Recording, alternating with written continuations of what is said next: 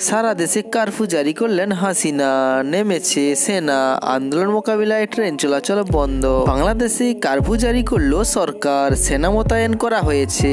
প্রধানমন্ত্রী শেখ হাসিনার প্রেস সচিব নাইমুল ইসলাম খান শুক্রবার একটু আগে এই সিদ্ধান্তের কথা জানিয়েছেন। এদিকে বাংলাদেশে কোটা বিরোধী চলমান আন্দোলনের মোকাবিলায় এবার গোটা দেশে ট্রেন চলাচল বন্ধ করে দিয়েছে সরকার।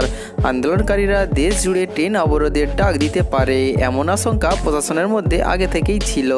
সেই সঙ্গে আন্দোলনকারীদের দেশের মধ্যে যাতায়াতে লাগাম দিতে চাইছে সরকার।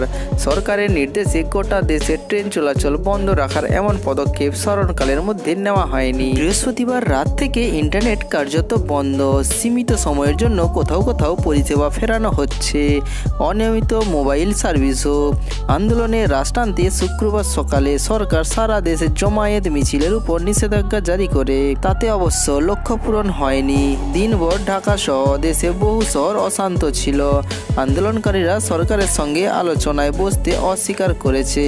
কারফিউ ও সেনা মোতায়েনের খবর বিবিসি সূত্র থেকে জানা গেছে। শুক্রবার সন্ধ্যায় ঢাকার সরকারি আবাসে বন্ধু দলের নেতাদের সঙ্গে দেশের পরিস্থিতি নিয়ে আলোচনা করেন প্রধানমন্ত্রী শেখ হাসিনা।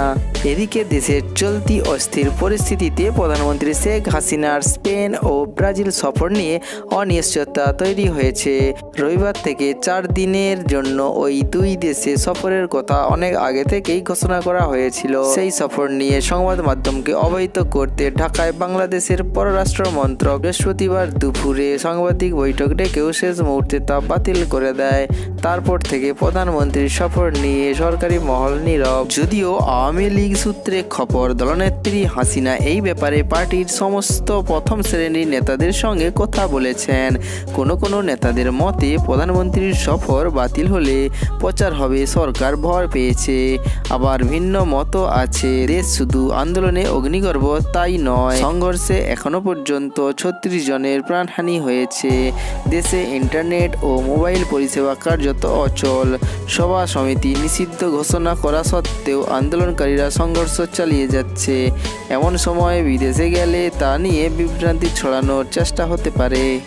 তো বন্ধুরা, এই ভিডিওটি যদি আপনাদের ভালো লেগে থাকে তাহলে আমাদের এই চ্যানেলটিকে লাইক, শেয়ার, কমেন্ট করবেন এবং সাবস্ক্রাইব করতে ভুলবেন না। ভিডিওটি শেষ পর্যন্ত দেখার জন্য ধন্যবাদ।